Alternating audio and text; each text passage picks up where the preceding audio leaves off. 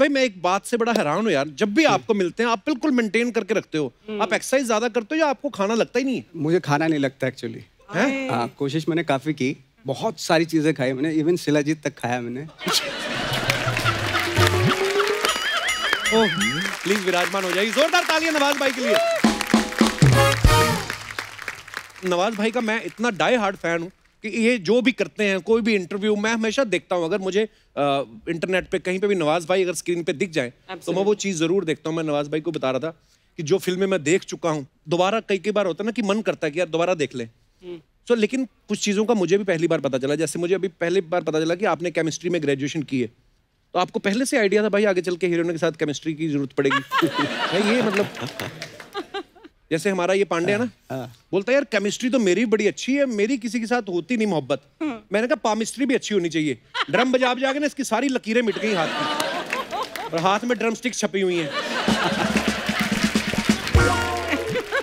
नवाज भाई पिछली बार आप जब आए थे मोतीचूर चकनाचूर के लिए, रोमांटिक फिल्म थी वो, और आगे चल के इनकी एक और फिल्म आ रही है बोले चूड़ियां, उसमें तमन्ना भाटिया के साथ रोमांस कर रहे हैं। अच्छा, पर आपने जब पिछली बार बोला था ना कि शेर के मुंह को खून लग गया अब, तो वो बात मतलब आपने सही बोली थी। हाँ, मेरा मतलब यही था मेरा कि मैं आगे रोमांटिक फिल्में ही करूंगा जी, है ना। तो जैसे मैंने एक रोमांस वाली फिल्म की तो कोरोना आ गया और उनको भी कोरोना हो गया जो मेरी हीरोइन थी। ओह, गरीब आदमी का रोमांस बर्दाश्त नहीं है भगवान को। नवाज भाई एक और फिल्म मैंने आपकी देखी, सीरियस मैन। पहले तो इसके लिए बहुत बहुत मुबारकबाद। मतलब मैं ये बात अभी ना मेरे को लगता है कि मैं बोल के नवाज भाई का टाइम ही ले रहा हूँ ज़्यादा, क्योंकि ये बात इनको कितने लोग बोलते हैं कि आप कमाल के एक्टर हैं और बाकमाल काम किया इस फिल्म में भी। उसमें ये अपने बेटे को नकल करवा रहे हैं। नवाज भाई आपने कभी स्कूल में नकल करी है? अब जैसे बाप होगा वैसे बेटा को देगा वो एजुकेशन। मतलब मैंने भी किया है। अच्छा। हाँ, मतलब मैंने हम लोग जब नकल करते थे तो हमें किसी ने बताया कि भाई स्ट्रिक्ट होता था काफ़ी हालांकि। अच्छा जी। लेकिन किसी ने बताया कि ये जो टीचर आएगा तुम्हारा एग्जाम में, तो इसके सामने आप नकल खुल के करना। वैसे क्यों? ठीक है, क्योंकि वो सोता है। अच्छा, क्लास में सो जाता है वो, तो आप खुल के नकल करना। तो हम लोग आए और अपनी जो पर्ची वर्ची यहाँ लगा रखी थी ना हर जगह पे नकल की, तो अब निकालें तब निकालें, बंदा सोए तो निकालें, नकल करें। वो पूरे 3 घंटे सोया ही नहीं। बाद में हम लोगों के पेपर खराब हो गए। बाद में किसी से हमने पूछा कि भाई यार आप लोग तो बोल रहे थे कि वो सो जाएगा, वो तो सोया नहीं। बोले भाई वो आँख खोल के सोता है। अच्छा, होते कई लोग ऐसे। पूरा ऐसे है। पर वैसे आप जो बता रहे हो ना, पर्चियों वर्चियों वाला सिस्टम भी पता नहीं, आजकल तो बच्चे नकल नहीं करते, वैसे इतने इंटेलिजेंट हो गए, इतनी नॉलेज है उनको, गैजेट हाथ में। लेकिन हमारे साथ बड़ा होता था भाई, कभी हिस्ट्री का एग्जाम आया ना, वो तो याद होना ही नहीं। पहली बात तो पर्चियां याद रखनी पड़ती थी। कहाँ रखी हुई? बाबर यहाँ पे है, शाहजहां इस तरफ वाली टांग के नीचे है। पर बड़ा मुश्किल काम होता है वैसे। मैं नहीं की कभी, 1-2 बार ले गया पर हिम्मत नहीं हुई निकालने की। डर लगता ना, मैं लिखता रहता था धड़ाधड़। टीचर भी सोचता है सारा साल तो पढ़ा नहीं, अभी क्या लिख रहा है ये। तो होता था हमारे साथ भी। लेकिन कभी पकड़े गए नवाज? मैं नहीं पकड़ा गया। नहीं, नकल में कभी नहीं पकड़ा गया। नकल करते थे बहुत रेगुलरली? दबा के की मैंने नकल। हाँ हाँ। और जो आसपास वाले ये चुगली नहीं करते थे कि नवाज तो नकल कर नहीं, रहा है? सब करते थे, माहौल ही यही था हमारा। अच्छा नवाज भाई, मैंने देखा आप ट्विटर पे बड़ा एक्टिव रहते हो, और मजे की बात ये आपके सारे मैसेजेस जितने भी होते हैं, जो भी आप पोस्ट करते हो, इंग्लिश में होते हैं। तो आप डायरेक्ट इंग्लिश में लिखते हो कि आप सोचते हिंदी में हो? वो बैठा है ना सारा। अच्छा, तो ये करते हैं। अभी भी मेरे को इन सब चीजों में सोचना पड़ेगा या लिखना पड़ेगा, ट्रांसलेट करना पड़ेगा। तो स्टार किस काम का फिर में? सीखो अर्चना जी, खुद ही लगे रहते हो इंस्टाग्राम पे आप। हाँ देखो, मैं स्टार नहीं हूँ। मैंने कब कहा मैं स्टार हूँ यार? अरे मैं कलाकार हूँ। हाल ही में नवाज भाई ने ट्विटर पे लिखा था वैलेंटीन टेप्लिकोव के बारे में। वैलेंटीनो? तो पहले तो भाई ये नाम के चक्कर में मैं ये सवाल कैंसिल करने वाला था, वैलेंटीन टेप्लिकोव के चक्कर में मेरे को नाम नहीं याद हो रहा था। इन्होंने लिखा था कि द मैन वो introduce me to the method acting. तो भाई ये मेरा सवाल ये है कि ये जो वैलेंटीन टेप्लिकोव, ये क्या होता है? एक्चुअली नाम है, रशियन थिएटरिस्ट थे ये, डायरेक्टर। अच्छा जी। उनके साथ हमने प्लेस भी की है, वर्कशॉप भी की है, मेरे गुरु भी रहे हैं वो। वाह। तो उन्होंने मुझे सिखाया था ये सब मेथड एक्टिंग के बारे में। फर्स्ट टाइम में मतलब मुझे इंट्रोड्यूस किया उस जब आप एनएसडी में जब मैं था। ओके, वाह। तो अब फर्स्ट टाइम मुझे पता चला कि कैरेक्टराइजेशन क्या होता है, ये वो सब। तो इस तरह की मैं उनकी बहुत इज्जत करता हूँ, बहुत रिस्पेक्ट करता हूँ उनकी। बट अनफॉर्चुनेटली रिसेंटली अभी वो मास्को में थे और उनकी डेथ हो गई। तो बट ये स्टैनिस्लैव्स्की का मेथड यूज करते थे? जी, स्टैनिस्लैव्स्की के जो स्टूडेंट थे उनसे डायरेक्ट इन्होंने ट्रेनिंग लिया मॉस्को में। Okay, so that method, the method. भाई एक बात और आपसे पूछनी थी, जो भी आदमी एक्टर बनने आता है, छोटे शहर से आता है, तो ना पहले तो क्रिटिसिज्म घर वालों का ही झेलना पड़ता है, गांव वालों का झेलना पड़ता है। लो जी, जैसे मैं भी ड्रामा वामा करने जाते तो लोग बोलते हैं ये ड्रामे करता रहता है, काम कुछ नहीं करेगा, ड्रामा को काम ही नहीं मानते थे। तो आपके साथ भी तो ऐसा होता होगा कि और लो जी अभी एक्टर बनने चले हैं, तो वो जो लोग, अब आप सुपरस्टार बन गए हो, तो जब आप वापस जाते हो वो मिलते हैं लोग? मैं नहीं मिलता उनसे।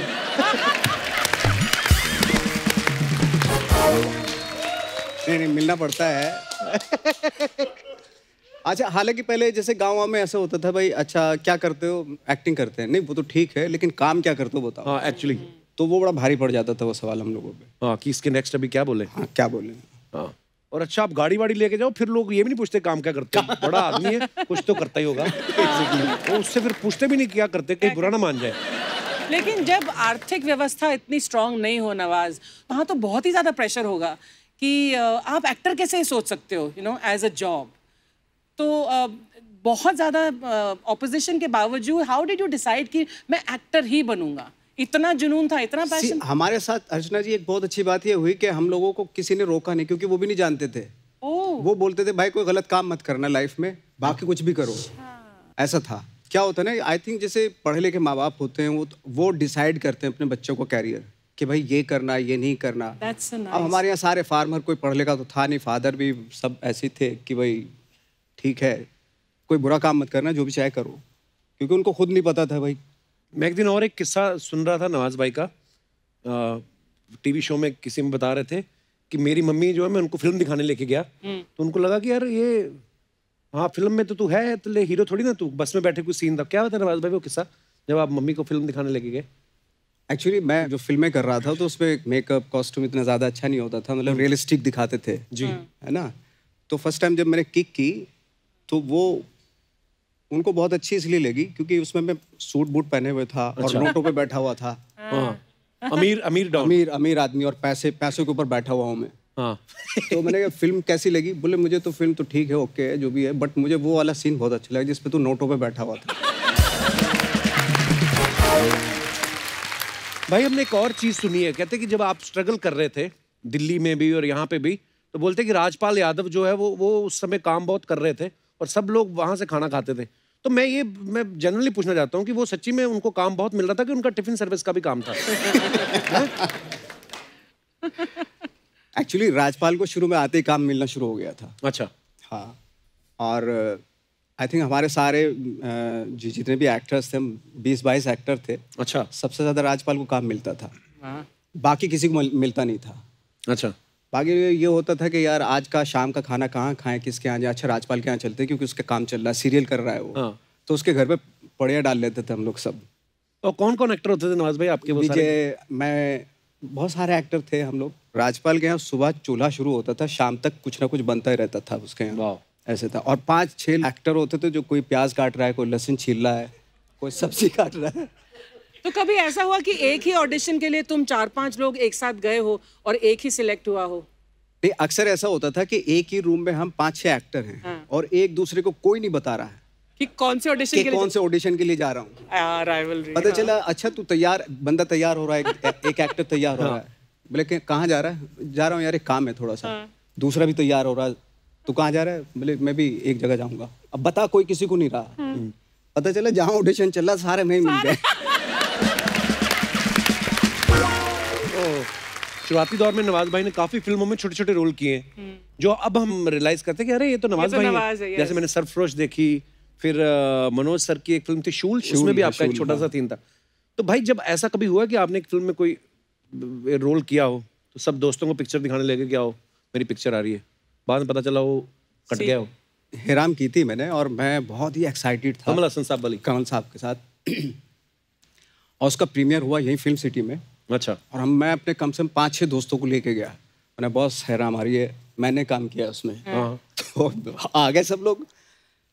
तो फिल्म का प्रीमियर शुरू होने वाला तो कमल जी मेरे पास आए, नवाज अपने दोस्तों को बोल दो कि तुम्हारा रोल कट गया। मैंने सर क्या बात कर रहे हो, दोस्त मेरे, मतलब मैं उनको लेके आया हूँ, मतलब कैसे हो सकता सर, कुछ हो सकता है कि फिर से यहाँ दिखा दो। पिक्चर में भले ही काटना है, बेइज्जती हो जाएगी सर बहुत। तो नहीं, वो अभी कल तो रिलीज है, आज प्रीमियर है, तो नहीं कर सकते हम ऐसा, बट बोल दो, ईमानदारी से बोल दो उनको। तो सारे दोस्त मेरे इकट्ठे, हाँ भाई क्या क्या बात हो रही थी कमल जी से। मैंने कहा यार, और मैं रो पड़ा, और रोते रोते मैंने बोल दिया, मैंने कहा यार मेरा रोल कट चुका, अब आप डिसाइड करो आपको फिल्म देखनी है या नहीं।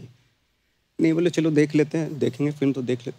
तो फिल्म देखी हालांकि, बट ये हुआ था इनसे। व्हाट अ जर्नी सर, क्या बात है यार, so proud of you Nawaz भाई। जैसे मुझे कभी कभी मैं अकेला देखता हूँ ना, जैसे मैंने नवाज भाई की जब वो फिल्म देखी जिसमें आप सीबीआई इंस्पेक्टर बनते हो कोलकाता में, कहानी, तो मैं देखता था ऐसा एटीट्यूड लेके आते हैं ये सीबीआई ऑफिसर होते हैं, अंदर आते हैं चल बाहर।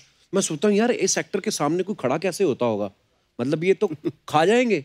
नवाज भाई आपको कभी किसी को देख के लगा कि यार ये बंदे के सामने मैं खड़ा कैसे होऊंगा, ये बड़ा कोई ऐसा एक्टर है? एक होता है ना कि आप किसी को बहुत मानते हो, किसी की बड़ी रिस्पेक्ट करते हो, उसके सामने आप नर्वस हो जाते हो, कभी आप नर्वस हुए हो? फ्रेंकली स्पीकिंग में हुआ, जो नॉन एक्टर्स थे उनके सामने मैं नर्वस होता था, या बच्चों के सामने। अच्छा। मैं एक पतंग फिल्म कर रहा था, तो उसमें हमने रियल लोग लिए थे, रियल बच्चे लिए थे, और उनके सामने मैं नर्वस होता था। बाकी एक्टर्स या स्टार के साथ फ्रेंकली स्पीकिंग मैं नर्वस नहीं होता। ये बहुत अच्छी बात बोली तुमने। बट जो अनकन्वेंशनल होते हैं ना, जो जैसे पकड़ के, जैसे इनके सामने बैठे, इनको अगर आप एक्टिंग कराओ ना, तो इनके सामने मैं नर्वस हो जाऊंगा, क्योंकि ये बहुत ही, ये जो डायलॉग डिलीवरी होगी इनकी बहुत ही अलग तरीके से, और क्या किस तरीके से रिस्पॉन्ड करे, वो बहुत मतलब ऑर्गेनिक जैसा होता है। हाँ, ऑर्गेनिक होता है, वो बहुत ही नेचुरल होता है।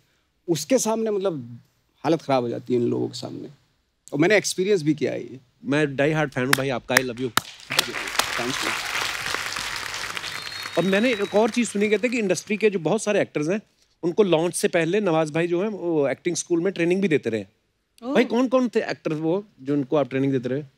बहुत सारे एक्टर्स थे। शुरू में जब काम नहीं मिलता था तो क्या करते थे, यही वर्कशॉप कर लिया, यही सब करते थे। जैसे कुछ दिन रणवीर सिंह की भी क्लास ली मैंने, राजीव खंडेलवाल थे उनकी भी क्लास ली। हाँ, उनका तो काफ़ी लंबा।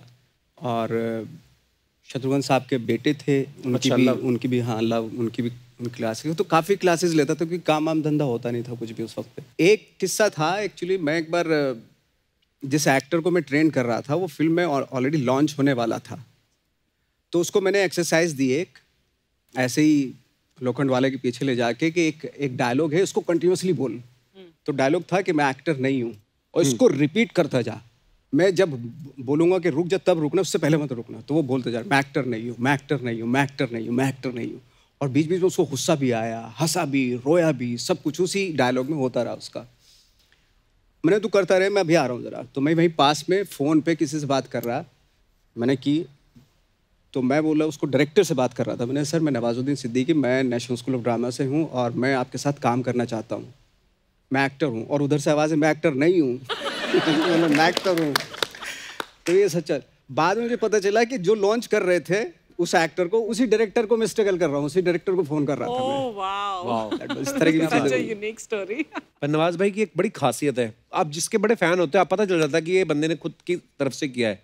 जैसे बहुत सारी फिल्मों में, जैसे अभी बदलापुर की मैंने हमेशा जिक्र करता हूँ कि ये धमकी देते हैं इतने प्यार से कि इनकी गर्लफ्रेंड होती है हुमा कुरैशी, और ये दूसरे को बोलते हैं कि इसको तंग नहीं करने का, और वो बालकनी में खड़ा है और नीचे खड़े होकर बोल रहे हैं, मैं पता नहीं कितने मर्डर किया लाऊं, अभी अभी जेल से आया, आपको भी ठोक दूंगा, गुड नाइट। इतने प्यार से, इतने प्यार से धमकी दे के गुड नाइट बोल के जा रहे हैं। हाँ, मतलब एक रेस्पेक्ट तो है ही ना, बड़ा आदमी है। और एक फिल्म मैंने देखी इनकी, हरामखोर, उसमें ये टीचर बने होते हैं, इनकी बीवी छोड़ के जाने लगती है और ये लेट जाते हैं, कहते तू मेरी लाश से ऊपर से निकल के जाएगी, तो वो चली भी जाती है उठ के, खड़े होते कहते चल पे।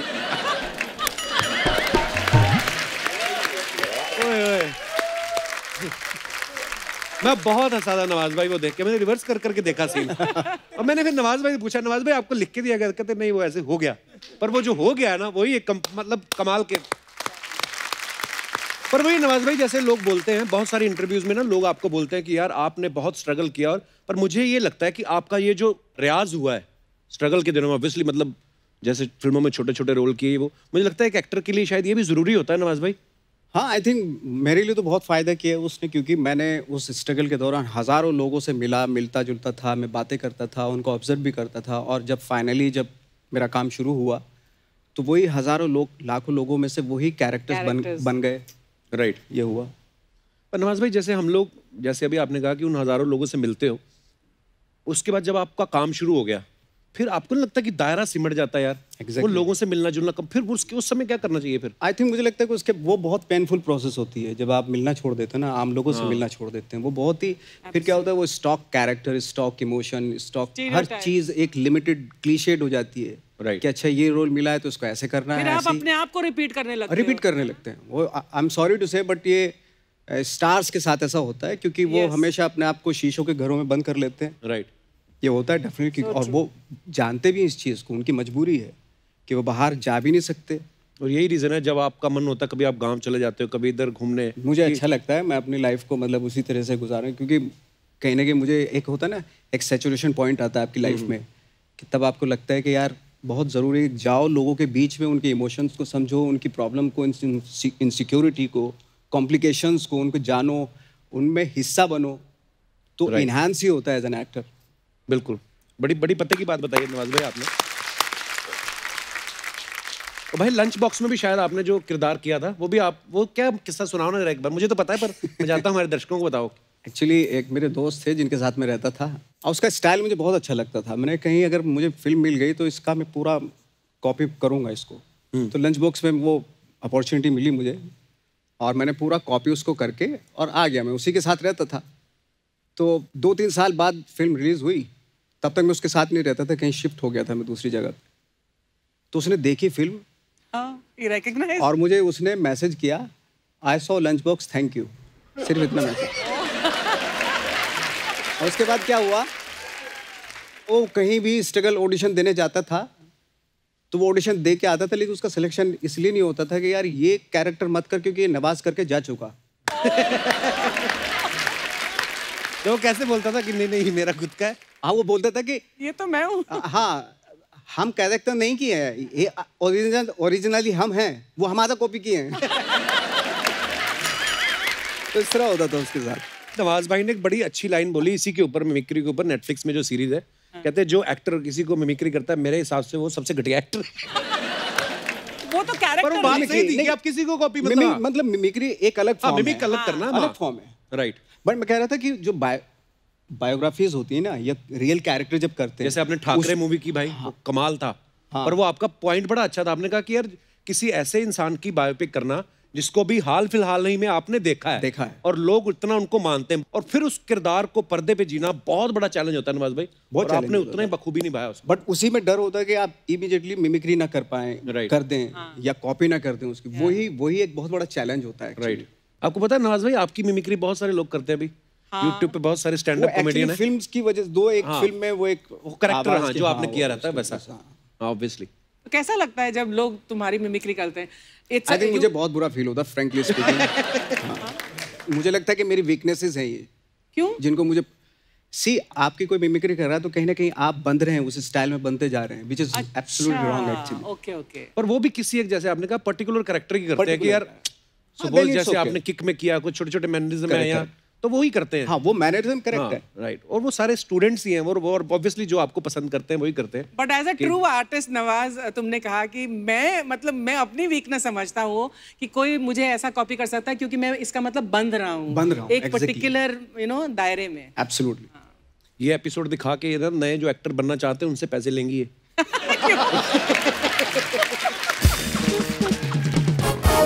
अच्छा, मैं ना भाई थोड़े दिन पहले पंकज त्रिपाठी और मनोज बाजपेयी आए थे, तो उनके दोनों का एक किस्सा बड़ा मजेदार था कि पंकज त्रिपाठी जब वो होटल में जॉब करते थे, बोलते मनोज भाई वहां पे रुके और उनकी चप्पल रह गई थी, तो कहते मैंने आज तक रखी है।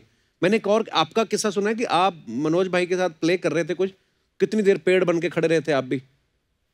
आई थिंक 2.5-3 घंटे का प्ले होता था वो। अच्छा। और मनोज भाई उसमें रीच बने हुए थे, हम लोग पेड़ बने हुए थे। विजय राज, मैं, हम लोग पेड़ बनते थे दिल्ली में। अच्छा। मनोज भाई फेमस हो चुके थे उस समय? मनोज भाई की बैंडिट क्वीन की शूट कर रहे थे वो। ओके। लेकिन थिएटर में बहुत फेमस थे वो। थिएटर वर्ल्ड में बहुत फेमस थे। तो वो आते थे और बीच बीच में ऐसे 4 पैर पे मतलब ऐसे बिल्कुल रीछ बने हुए, तो पेड़ पे घुसाते थे। अब पेड़ हम लोग थे, हमें में मतलब वो होता था कि यार लेकिन खड़े पे वैसे ही रहना है बिल्कुल, और हिलना भी नहीं, लेकिन गुदगुदी होती थी, लेकिन बिल्कुल आपको ऐसे ही रहना है। तो वो जानबूझ के भी करते थे। नवाज भाई, स्टार्स के बारे में अफवाहें उड़ती रहती हैं, आपके बारे में कुछ अफवाहें आई हैं। एक अफवाह ये है कि आपके गांव में आपको तीतर पहलवान नाम से बुलाते थे। ये बात सही है? एक्चुअली मैं पहलवानी करता था बचपन में। क्या बात कर रहे हो? हाँ, मैं मतलब कोई 20-22 साल का था। अच्छा। तो मुझे अखाड़े में डाल दिया था मेरे फादर ने, लेकिन मैं बहुत पतला दुबला था। अच्छा। तो जब मैं अखाड़े में कंपटीशन के लिए जाता था तो मेरा फैसला 1 मिनट में हो जाता था। ज्यादातर मैं पिट के ही आता था, या तो मुझे मार देता था, या 1 मिनट में दाव में बहुत अच्छा था मैं। अच्छा, हाँ। या तो मैं दाव मार के उसको पटक देता था, या मैक्सिमम तो मैंने 90% हारी हैं कुश्तियाँ। और फिर तुम्हारे पिताजी वापस तुम्हें अखाड़े में डाल देते थे? हाँ, मतलब ले जाते थे कि पहलवानी कर यार, तू बहुत ही पतला दुबला है, कमजोर आदमी है। आपको शौक था करने का पहलवानी? मुझे शौक नहीं था। अच्छा, मतलब आपको शौक होता तो आप कर भी लेते? हाँ, बट मेरे फादर ने डाला मुझे। मेरे पिताजी मेरे को कुश्तियाँ दिखाने लेके जाते थे, तो मेरे फादर पहलवान थे, तो पहलवानी से रेसलिंग में आए। तो मेरे जो मम्मी पापा की शादी हुई ना, तो मेरे पापा पता कौन से वाले पहलवान थे? एक तो होते ना गांव के पुराने जो मिट्टी में लड़ते थे, अब तो मैट पे होने लगी कुश्तियां और बॉडी सूट आ गए हैं। पहले लंगोट ही पहन के मिट्टी में करते थे, और गांव के जो पहलवान होते थे टेक्निक वाइज अपने दाव पे जाते थे, पर वो हार्डकोर वेट ट्रेनिंग ये सब नहीं होता था, और पेट हमेशा निकले ही होते थे। जो दिल्ली साइड के पहलवान होते थे, जो दिल्ली हो गया, जब मुंबई से पहलवान आते थे, तो ये हमेशा पेट नहीं बढ़ने देते थे। तो मेरे पापा ने कभी पेट नहीं बढ़ने दिया। दूसरा, उस्ताद जी को बोलते थे मेरे कान नहीं तोड़ने आपने, मैं सुंदर दिखना चाहता हूँ। अच्छा। तो पहलवानी करते थे, पर पता नहीं था ना, मतलब गांव में तो जब शादी करने गए तो मेरे नाना को बोला सबने कि ये पहलवान है। डैडी थे फिट स्लिम वाले, तो बोलते इतने पहलवान, तो गांव का पहलवान था बच्चों पहलवान, मुझे याद है, मैं स्टोरी क्योंकि मम्मी ने भी सुनाई। तो उन्होंने बोला कि बच्चों पहलवान से कुश्ती कराओ। तो मेरे डैडी को उतरवा के सेहरे वहरे लंगोट पहनवाया शादी के वक्त। हाँ, शादी के वक्त। उस समय तो ये एंटरटेनमेंट ही होता था। तो वही, पर वो फैसला 1 मिनट में हुआ डैडी कहते, क्योंकि वो पहलवान जो था ना वो वैसे ही फैला हुआ था। तो डैडी छा गए वहां पे। अच्छा। तो मैं पूछता डैडी, मैं कहा अगर आप कहीं हार जाते तो ये मम्मी तो आपको बोलने ना देती सारी पर वाकई उस समय एंटरटेनमेंट ये सब होती थी चीजें। वाह, बहुत मजेदार। नवाज भाई, एक अफवाह ये है कि पुराने जमाने में कई लोग कबूतर के गले में चिट्ठी बांध के भेजा करते थे। आपने इससे इंस्पायर होके पतंग में लव लेटर बांध के लड़कियों के छत पे गिराए हैं। लड़कियों के? लड़की के? हाँ, एक लड़की के। अच्छा, एक ही लड़की के पतंग से बांध के? पतंग से बांध के। तो गिरी पतंग पूरी टिकाने पे? नहीं, जब हवा होती थी तभी करते थे हरकत हम। हाँ, कि पतंग में मतलब चिपका के लेटर और भेज दिया उसकी बालकनी पे, लेकिन फिर 8 दिन वेट करना पड़ता था क्योंकि हवा किसी दूसरी साइड की हो जाती थी। फिर वो पतंग वापस भेजती थी या नहीं? फिर 8 दिन के बाद मतलब हवा उस तरफ की हुई, फिर पतंग के भाई हाँ जवाब तो दे दो। तो जवाब आता था? फिर जवाब आता था। कई बार ऐसे हुआ कि उनके पापा ने देख लिया। ओह गॉड। मुझे भी देख लिया दूर से कि यही है। तो फिर आया जवाब उनकी तरफ से? तो मैं गायब हो चुका था। वाह यार। अच्छा, टेक्नोलॉजी आने से ना ये सब चीजें जो होती है ना, रोमांस, रियल रोमांस। हाँ, रियल रोमांस जो, इसीलिए मुझे गैंग ऑफ वसेपुर में वो रोमांस बड़ा अच्छा लगा था। जब बोलते हाथ पकड़े नहीं, बहुत वो बढ़िया इतना मजेदार था ना सीन। वो मेरे साथ रियल लाइफ में हुआ था। हाँ, मैंने सुना है वो कि वो रियल किस्सा था। हुमा ने बताया था कि रियली। हाँ, मैंने उनसे पूछा, मैंने कहा आप तो एक तो नवाज भाई कहते हैं, हम नवाज भाई की रिस्पेक्ट इतनी करते हैं, वो इतने कमाल के एक्टर हैं। मैंने कहा आपने नवाज भाई बोल के सीन से ठीक पहले उनके अंदर का शाहरुख खान ही मार दिया। वो तो अच्छे एक्टर हैं, ये फिर भी कर गए। और कोई एक्टर को आदमी भाई साहब बोल के भाई बोले तो फिर भी वो सीन कहाँ से होगा? पर कमाल था सर वो। भाई, एक अफवाह ये है कि माँ बाप बच्चों को झूठ बोलने पे डांटते हैं, पर आपके घर में उल्टा था। पापा जी काफी झूठ बोल जाते थे आपसे कभी कभी, है? बहुत बोलते थे। हाँ। क्या क्या बोलते थे आपको? एक्चुअली हमारे दिल्ली के पास है हमारा गाँव जी। तो दिल्ली उनका आना जाना होता था। मैंने दिल्ली आप जाते हो, बहुत जाते हो, मतलब रीज़न क्या है जाने का? तो बोलते यार मैं जाता हूँ, पार्लियामेंट जाता हूँ मैं पार्लियामेंट जाता हूँ। और जब बच्चन साहब जो है नए नए MP हुए थे, नए। अच्छा, MP। तो मैंने कहा वो तो वहाँ पे बच्चन साहब भी मिलते होंगे। बोला हाँ, मिला मैं उनसे। और मैंने पूछा उनको, वो काफ़ी मोटे हो रहे थे। मैंने भाई हेल्थ वेल्थ का ख्याल रखो, ये क्या है? अरे भाई क्या बोले नवाब साहब, पॉलिटिक्स में आने के बाद ये सारी चीज़ें जो है हो जाती है। पूरा सुनाते थे? पूरा सुनाते थे वो। बाद में मैंने कहा लेके चलो ना मुझे भी दिल्ली। हाँ। बोले तू रहने दे, छोड़, क्या करेगा तू। मैंने चलो ना, आपकी इतनी बड़ी मतलब पार्लियामेंट में जान पहचान है, सबसे मिलते हो। हाँ बच्चन साहब से भी मिलते हो, आप लेके चलो ना। तो बोले ठीक है चल। अच्छा। तो लेके गए मुझे। 2 बसें बदलनी पड़ती थी हमें दिल्ली तक, 4 घंटे का रास्ता था। जैसे दिल्ली आता था वो सहम जाते थे। हाँ, मतलब डरते थे वो बहुत।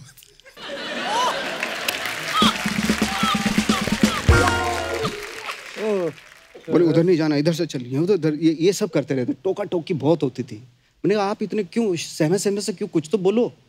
बोलते नहीं थे, नहीं नहीं ये लोग ठीक लोग नहीं है, ये लोग तो क्या तुम्हारी क्या उम्र थी उस टाइम जब तुम दिल्ली गए? होगी कोई 15-16 साल का होऊंगा इधर। अच्छा। अजय, मैं पहली बार सबसे पहले गया था यूरोप में, कहीं गया था मैं शूटिंग के लिए। तो मैं तो यूरोप कहाँ गया था, बुल्गारिया। हाँ। अच्छा। तो मैं आया, अपने फादर से बोला कि मैं तो गया था, मैं बुल्गारिया, सोफिया कैपिटल है वहाँ का, वहाँ गया था मैं, वरना भी गया था। बोले वहाँ तो मैं भी होके आया हूँ। आप कब गए थे? मैं गया था और बहुत अच्छा एरिया है वो। बोला सड़कें बहुत अच्छी, साफ सफाई बहुत है वहाँ पे। मैंने कहा आप अपने पासपोर्ट दिखाओ। बोले पासपोर्ट तो दे अभी रखा होगा। तब मुझे पहली बार पता चला कितना झूठ बोलते हैं। ओह सो स्वीट, दैट इज। भाई एक अफवाह आपके बारे में ये है कि सुबह 5 से 7 आप अपने घर की बालकनी में आते हो और अपुनिच भगवान है बोल के आशीर्वाद देते हो। ये कभी नहीं मैंने कहा। अपुनिच भगवान। इसी के साथ ही अफवाहें समाप्त हुई। बहुत बहुत धन्यवाद।